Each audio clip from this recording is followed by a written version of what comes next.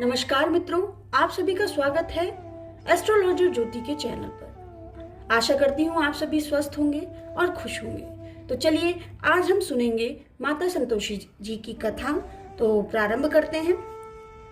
एक बुढ़िया थी और उसके 7 बेटे थे। 6 कमाने वाले थे, एक निकम्मा था। बुढ़िया माँ 6 पुत्रों की रसोई बनाती, भोजन कराती और पीछे जो कुछ बचता उसे 7वें को दे देती थी। परंतु 7वां पुत्र बड़ा भोला भाला था, मन में विचार न करता। एक दिन वह अपनी बहू से बोला, देख मेरी माता मुझ पर कितना प्रेम है। वह बोली, क्यों नहीं, सबका बचा हुआ जूठा तुमको खिलाती है। वह बोला, ऐसा नहीं हो सकता, मैं जब तक आंखों से ना देखूं मान नहीं सकता। बहू ने हंसकर कहा, देख लोगे तब तो मानोगे। कुछ दिन बाद एक बड़ा त्योहार आया। घर में 7 प्रकार के भोजन और चूरमे का लड्डू बना। वह परीक्षा लेने के लिए सिर दर्द का बहाना कर पतला कपड़ा सिर पर ओढ़कर रसोई घर में सो गया और कपड़े में से सब देखता रहा। 6 भाई भोजन करने आए। उसने देखा माँ ने उनके लिए सुंदर सुंदर आसन बिछाए, 7 प्रकार की रसोई परेसी। वह आग्रह करके जिमाती रही, वह देखता रहा। 6 भाई जब भोजन कर उठे तब माँ ने उनकी जूठी थालियों में से लड्डुओं के टुकड़ों को उठाया और एक लड्डू बनाया। जूठन साफ कर बुढ़िया माँ ने पुकारा, उठ बेटा, 6 भाई भोजन कर गए हैं, अब तू ही बाकी है, उठ भोजन कर ले। उसने कहा, माँ मुझे भोजन नहीं करना है, मैं परदेश जा रहा हूँ। माता ने कहा, कल जाना है तो आज ही चला जा। वह बोला, हाँ हाँ आज ही जा रहा हूँ। यह कहकर घर से निकल गया। चलते समय बहू की याद आई। वह गौशाले में कंडे थाप रही थी। जाकर बोला, हम जावे परदेश को, आवेंगे कुछ काल, तुम रहियो संतोष से धर्म आपनो पाल। 2 निशानी आपनी देख धरू मैं धीर, सुधी हमारी मत बिसारियो रखियो मन गंभीर। वह बोला, मेरे पास तो कुछ नहीं है, यह अंगूठी है सो ले लो और अपनी कुछ निशानी मुझे दे दो। वह बोली, मेरे पास क्या है, यह गोबर भरा हाथ है। यह कहकर उसकी पीठ पर गोबर की हाथ की थाप मार दी और वह चल दिया। चलते चलते दूर देश में पहुंचा। वहां पर एक साहूकार की दुकान थी। वहां जाकर बोला, सेठ जी मुझे नौकरी पर रख लो। साहूकार को जरूरत थी। साहूकार ने कहा, काम देखकर दाम मिलेगा। साहूकार की नौकरी मिली। वह सवेरे 7 बजे से 12 बजे रात्रि तक काम करने लगा। कुछ दिन में दुकान का लेन देन, हिसाब किताब, ग्राहकों को माल बेचना, सारा काम करने लगा। साहूकार के 7 से 8 नौकर थे। वह चक्कर खाने लगे। वह बहुत होशियार बन गया। सेठ ने भी काम देखा और 3 महीने में ही उसे आधे मुनाफे का साझेदार बना लिया। 12 वर्ष में वह नामी सेठ बन गया और मालिक सारा कारोबार छोड़कर बाहर चला गया। इधर बहू पर क्या बीती सो सुनो। सास ससुर उसे दुख देने लगे। सारी गृहस्थी का काम कराकर उसे लकड़ी लेने जंगल में भेजते। इस बीच घर की रोटियों के आटे में से जो भूसी निकलती उसकी रोटी बनाकर रख दी जाती और फूटे नारियल की नरेली में पानी। इस तरह दिन बीतते रहे।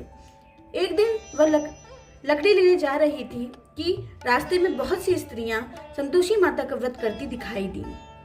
वहां वह खड़ी होकर कहने लगी, बहनों ये तुम किस देवता का व्रत करती हो और इसके करने से क्या पुण्य मिलता है?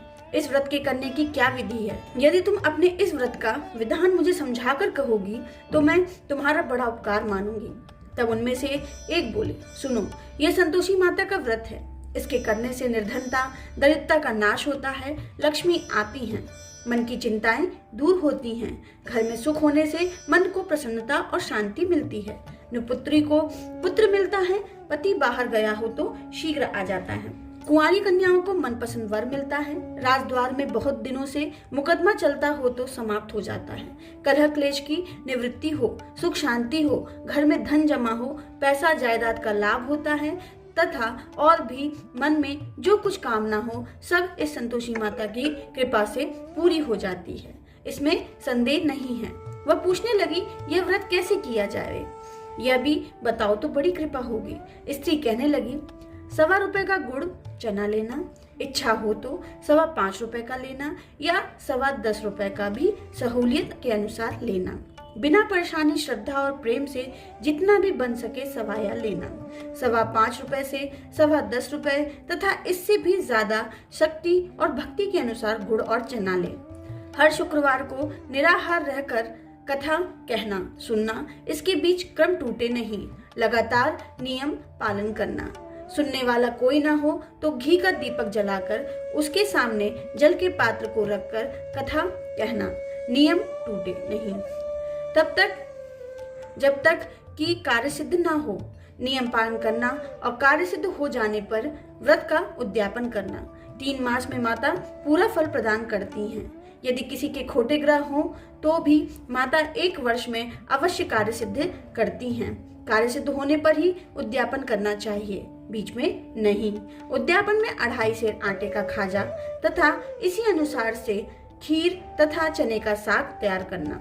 8 लड़कों को भोजन कराना, जहां तक मिले देवर, जेठ, भाई बंधु, कुटुंब के लड़के लेना, ना मिले तो रिश्तेदारों और पड़ोसियों के लड़के बुलाना। उन्हें भोजन करा यथाशक्ति दक्षिणा दे। माता का नियम पूरा करना। उस दिन घर में कोई खटाई न खाए। यह सुन बुढ़िया की बहू चल दी।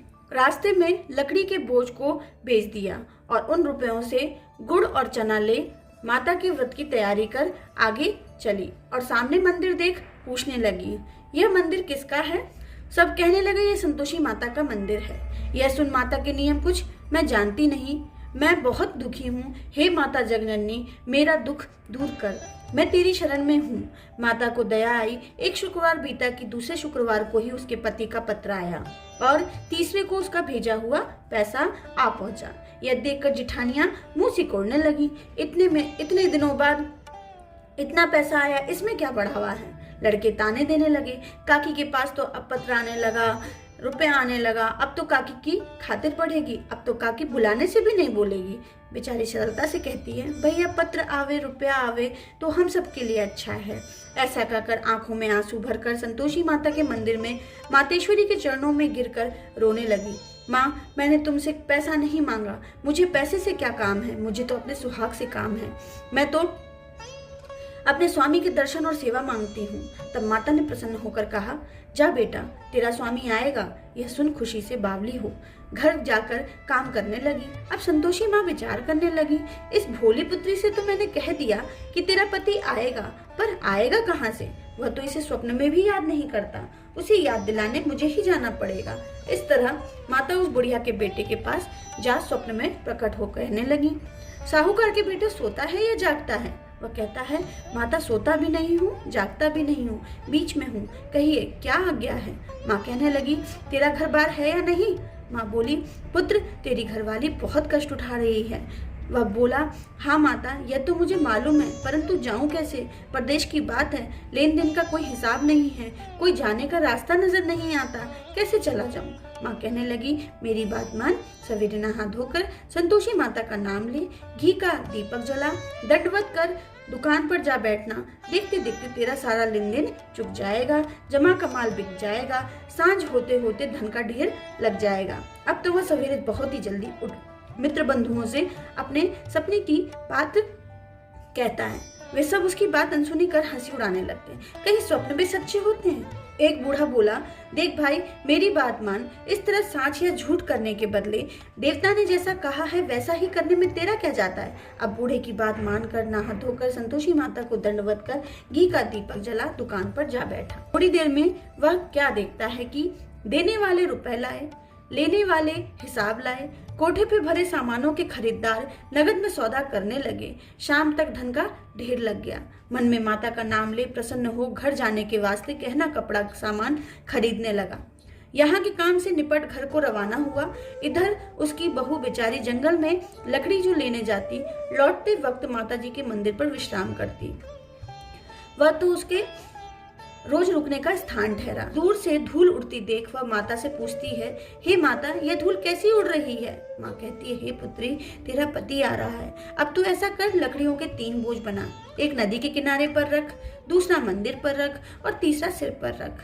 तेरे पति को लकड़ी का गट्ठा देखकर मुंह पैदा होगा, वह यहाँ रुकेगा, नाश्ता पानी बना खाकर माँ से मिलने जाएगा। तू लकड़ी का बोझ उठाकर जाना और बीच चौक में गट्ठा डालकर 3 आवाजें जोर से लगाना, लो सासू जी, लकड़ियों का गट्ठा लो, भूसे की रोटी दो, नारियल की खोपड़ी में पानी दो, आज कौन मेहमान आया है? माँ की बात सुनकर वह बोली, बहुत अच्छा माताजी, कहकर प्रसन्न मन हो लकड़ियों के 3 गट्ठे ले आई। एक नदी के तट पर, एक माता के मंदिर पर रखा। इतने में ही वह मुसाफिर आ पहुंचा। सूखी लकड़ी देख उसकी इच्छा हुई अब यहाँ निवास करें और भोजन बना खा पीकर गांव को चलें। इस प्रकार भोजन बना विश्राम ले गांव को गया। उसी समय बहू सिर पर लकड़ी का गट्ठा लिए आती है और उसे आंगन में डाल जोर से 3 आवाजें देती है। लो सासू जी, लकड़ियों का गट्ठा लो, भूसी की रोटी दो, नारियल के खोपड़े में पानी दो, आज कौन मेहमान आया है। यह सुन कर उसकी सास अपने दिए हुए कष्टों को भुलाने हेतु कहती है, बहू ऐसा क्यों कहती है, तेरा पति ही तो आया है, आ बैठ, मीठा भात खाकर कपड़े गहने पहन। इतने में आवाज सुनकर स्वामी बाहर आता है और अंगूठी देख व्याकुल हो जाता है। माँ से पूछता है, यह कौन है माँ। माँ कहती है, बेटा ये तेरी बहू है। आज 12 वर्ष हो गए जब से तू गया है, तब से सारे गांव में जानवर की तरह भटकती फिरती है, काम काज घर का कुछ करती नहीं है, 4 समय आकर खा जाती है। अब तुझे देखकर भूसी की रोटी और नारियल के खोपड़े में पानी मांग रही है। वह लज्जित हो बोला, ठीक है माँ, मैंने इसे भी देखा और तुम्हें भी, अब मुझे दूसरे घर की चाबी दो, मैं उसमें रहूंगा। ठीक है बेटा, जैसी तेरी मर्जी। यह कहकर माँ ने चाबी का गुच्छा पटक दिया। उसने ताली का गुच्छा लेकर दूसरे कमरे को खोलकर सारा सामान जमाया। एक दिन में ही वहां राजा के महल जैसा ठाट बाट बन गया। अब क्या था, वह सुख भोगने लगी। तत्पश्चात अगला शुक्रवार आया। उसने अपने पति से कहा, मुझे माता का उद्यापन करना है। उसका पति बोला, बहुत अच्छा, खुशी से कर ले। तुरंत ही वह उद्यापन की तैयारी करने लगी। जेठ के लड़कों को भोजन के लिए कहने गई। उसने मंजूर किया, परंतु पीछे जेठानियों ने बच्चों को सिखला दिया, देखो रे, भोजन के समय सब लोग खटाई मांगना, जिससे उसका उद्यापन पूरा ना हो। लड़के जीमने गए, खीर पेट भर कर खाई, परंतु बात याद आते ही कहने लगे, हमें कुछ खटाई खाने को दो, खीर खाना हमें नहीं भाता, देखकर अरुचि होती है। लड़के उठ खड़े हुए, बोले, पैसा लाओ। भोली बहू कुछ न जानती थी, सो उन्हें पैसे दे दिए। लड़के उसी समय उठ करके इमली ले खाने लगे। यह देखकर बहू पर माताजी ने कोप किया। राजा के दूत उसके पति को पकड़ ले गए और जेठ जेठानी मनमाने खोटे वचन कहने लगे। लूट लूट के धन इकट्ठा कर लाया था, सो राजा के दूत उसे पकड़ ले गए। अब सब मालूम हो जाएगा जब जेल की रोटी खाएगा। बहू से यह वचन सहन नहीं हुआ। रोती रोती माता के मंदिर में गई और कहने लगी, माता तुमने यह क्या किया, हंसाकर क्यों रुलाने लगी। माता बोली, पुत्री तूने उद्यापन करके मेरा व्रत भंग किया, इतनी जल्दी सब बातें भुला दी। वह कहने लगी, माता भूली तो कुछ नहीं हूँ, ना कुछ अपराध किया, मुझे तो लड़कों ने भूल में डाल दिया, मैंने भूल से उन्हें पैसे दे दिए, मुझे क्षमा करो माँ बोली, अब भूल मत करना। वह बोली, अब भूल नहीं होगी, अब बताओ वे कैसे आएंगे। माँ बोली, पुत्री जा, तेरा पति तुझे रास्ते में ही आता मिलेगा। वह निकली, रास्ते में पति आता मिला। उसने पूछा, तुम कहाँ गए थे। वह कहने लगा, इतना धन जो कमाया है उसका टैक्स राजा ने मांगा था, वह भरने गया था। वह प्रसन्न हो बोली, भला हुआ, अब घर चलो। कुछ दिन बाद फिर शुक्रवार आया। वह बोली, मुझे माता का उद्यापन करना है। पति ने कहा, करो। वह फिर जेठ के लड़कों से भोजन को कहने लगी। जेठानी ने 1-2 बातें सुनाई और लड़कों को सिखा दिया कि तुम लोग पहले ही खटाई मांगना। लड़के खाना खाने से ही पहले कहने लगे, हमें खीर खाना नहीं भाती, जी बिगड़ता है, कुछ खटाई खाने को दो। बहू बोली, खटाई खाने को तो नहीं मिलेगी, खाना हो तो खाओ। यह कहकर ब्राह्मणों के लड़के बुलाकर भोजन कराने लगी। यथाशक्ति दक्षिणा की जगह 1-1 फल उन्हें दे दिया, जिससे संतोषी माता प्रसन्न हो गई। माता की कृपा होते ही 9वें मास उसको चंद्रमा के समान सुंदर पुत्र प्राप्त हुआ। पुत्र को लेकर प्रतिदिन माता जी के मंदिर को जाने लगी। माँ ने सोचा कि रोज आती है, आज क्यों ना मैं ही इसके घर चलूं, इसका आसरा देखूं तो सही। यह विचार कर माता ने भयानक रूप बनाया। गुड़ और चने से सना मुख, ऊपर से सूंड के समान होंठ, उस पर मक्खियां भिनभिना रही हैं। देहरी में पैर रखते ही उसकी सास चिल्लाई, देखो रे, कोई चुड़ैल डाकनी चली आ रही है, लड़कों इसे भगाओ, नहीं तो किसी को खा जाएगी। लड़के डरने लगे, चिल्लाकर खिड़की बंद करने लगे। बहू रोशनदान से देख रही थी, प्रसन्नता से पगली होकर चिल्लाने लगी, आज मेरी माता मेरे घर आई है। यह कहकर बच्चे को दूध पिलाने से हटाती है। इतने में सास का क्रोध फूट पड़ा। मेरी बहू इसको देखकर कैसी उतावली हुई जो बच्चे को भी पटक दिया। इतने में माँ के प्रताप से जहाँ देखा वहाँ लड़के ही लड़के नजर आने लगे। बहू बोली, माँ जी, मैं जिनका व्रत करती हूँ यह वही संतोषी माता है। इतना कहकर झट से सारे घर के किवाड़ खोल दिए। सबने माता के चरण पकड़ लिए और विनती कर कहने लगे, हे माता, हम मूर्ख हैं, हम अज्ञानी हैं, तुम्हारे व्रत की विधि हम नहीं जानते। तुम्हारा व्रत भंग कर हमने बड़ा अपराध किया है। हे माता, आप हमारे अपराध को क्षमा करें। इस प्रकार माता प्रसन्न हुई। हे माता, बहू को जैसा फल दिया वैसा सबको देना। जो यह कथा कहे या सुने उसका मनोरथ पूर्ण हो। बोलो संतोषी माता की जय। ग्रंथ करुण में कहाँ है ये सबका सार।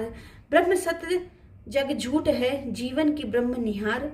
जीवन से जीवित जगत, माता खेलत खेल। ब्रह्म रूप पहचान लो, कटे जगत की जेल। बोलो जय संतोषी।